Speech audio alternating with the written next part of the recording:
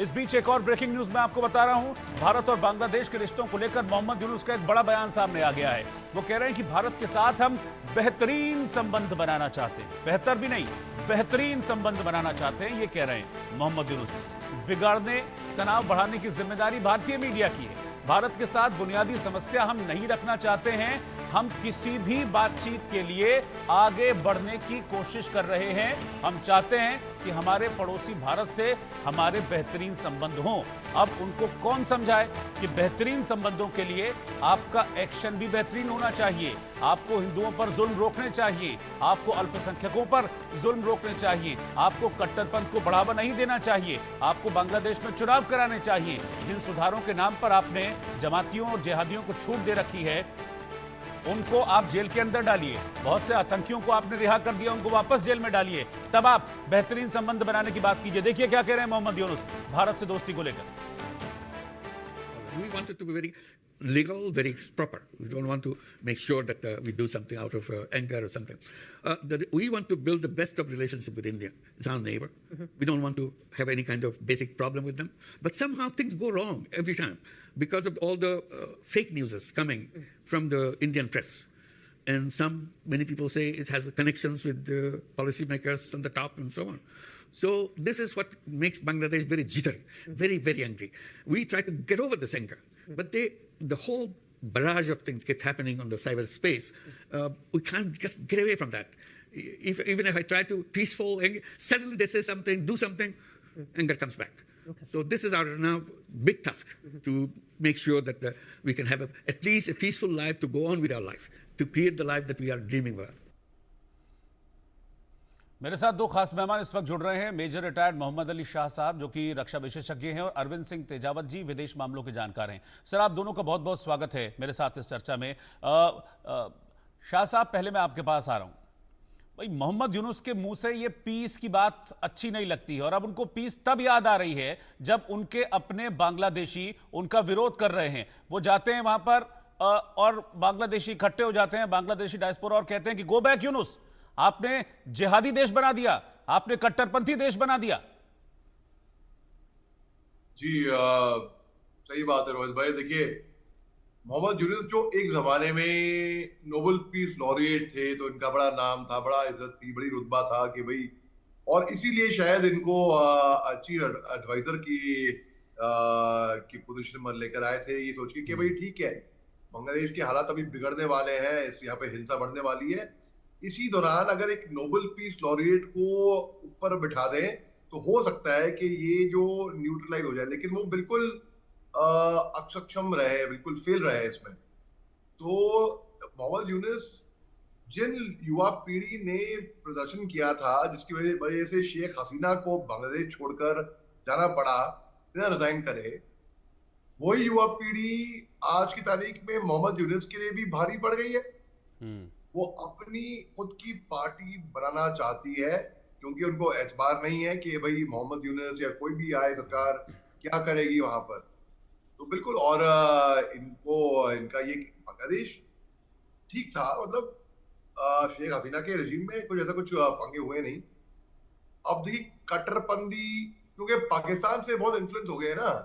पाकिस्तान के अंदर आपको पता है सब के आतंकवादी, उग्रवादी, आतंकिस्तान है बेसिकली, कट्टरपंथी है वहां पे जाहिल लोग हैं बेसिकली वहां पे, जो समझते नहीं, इनकी समझ है नहीं बेसिकली, और वो अपनी समझ से, अपने कहते हैं ना, half bake knowledge is a very dangerous thing. आधी जानकारी रखोगे तो बहुत खतरनाक, बहुत घातक होएगा। तो पाकिस्तानी उसके शिकार है बेसिकली, और वही प्रभाव इन्होंने बांग्लादेश के ऊपर डाला है, जो एक जमाने में उन्हीं का हिस्सा था। ईस्ट पाकिस्तान, वेस्ट पाकिस्तान, फिर बांग्लादेश हुआ।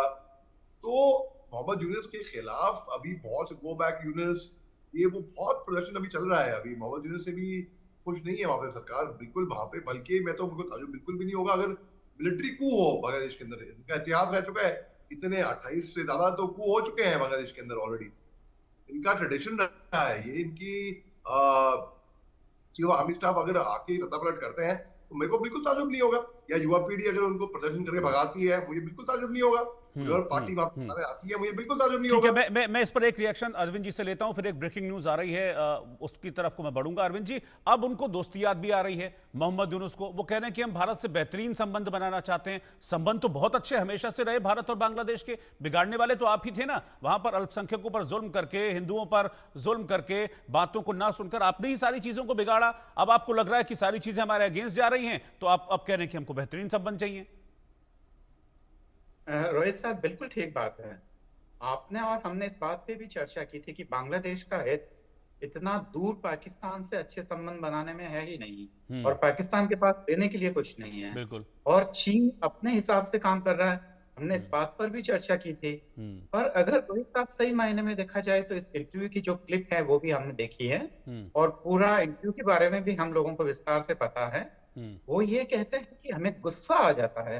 ये क्या किसी भी अंतर्राष्ट्रीय संबंधों के लिए, और खासकर भारत जैसे एक मजबूत और शक्तिशाली पड़ोसी देश के संबंध निर्धारित करते समय ऐसा बचकाना स्टेटमेंट कोई मंझा हुआ पॉलिटिशियन देता है, मेरी तो कल्पना से भी बाहर है रोहित साहब। मैं याद है, जब मैं विद्यार्थी हुआ करता था, कॉलेज में पढ़ता था, तो हेनरी किसिंजर साहब आए थे जो अमेरिकन डिप्लोमेट थे।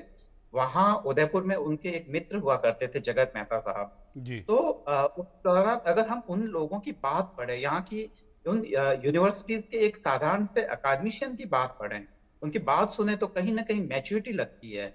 एक देश का राष्ट्राध्यक्ष इतनी बचकानी बात बोल रहा है, यह अपने आप में वाकई दुखद है। दूसरी बात यह है कि खासकर दक्षिण एशिया में एक खास तरीके की नई तरीके का पॉलिटिक्स का इजाद हो रहा है, जो कि आंदोलनों से पैदा हुई है। आप श्रीलंका में देखिए कि अनरेस्ट के कारण वहां विद्रोह हुआ था। अब बांग्लादेश में ये विद्रोह की कहानी हमें पता है। पाकिस्तान एकदम आग पे बैठा हुआ है, वहां पे कभी भी बड़ा विद्रोह हो सकता है। और यहाँ तक कि भारत में भी किसान आंदोलन से लेकर तमाम तरीके के विद्रोह होते रहे।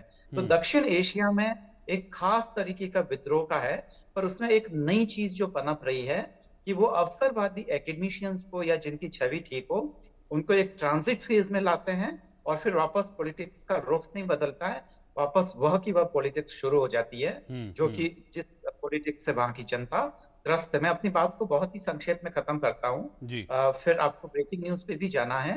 तो बात यह है कि जैसे कि केजरीवाल का जो आंदोलन हुआ था, और भारत में जो पढ़ा लिखा तबका बाद में निराश हुआ, उनको ये लगा कि नहीं, ये एक आंदोलन सही दिशा में जा सकता था और एक पॉलिटिक्स नया रूप अख्तियार कर सकती थी। बांग्लादेश में, लंदन में रहने वाले जो खासकर बंगाली लोग हैं, उनको भी ऐसी उम्मीद थी, और वहां के बांग्लादेश के पढ़े लिखे तबकों को भी थी। पर उन्होंने भी बांग्लादेश की राजनीति को निराश किया है, और उसके जो सुखद भविष्य चाहने वाले लोगों को निराश किया है। रोहित भाई, ठीक है, मैं आप लोगों के पास लौटूंगा। इस वक्त की ब्रेकिंग न्यूज बांग्लादेश से आ रही है। बांग्लादेश से बड़ी खबर यह है कि यहां पर गुरुदेव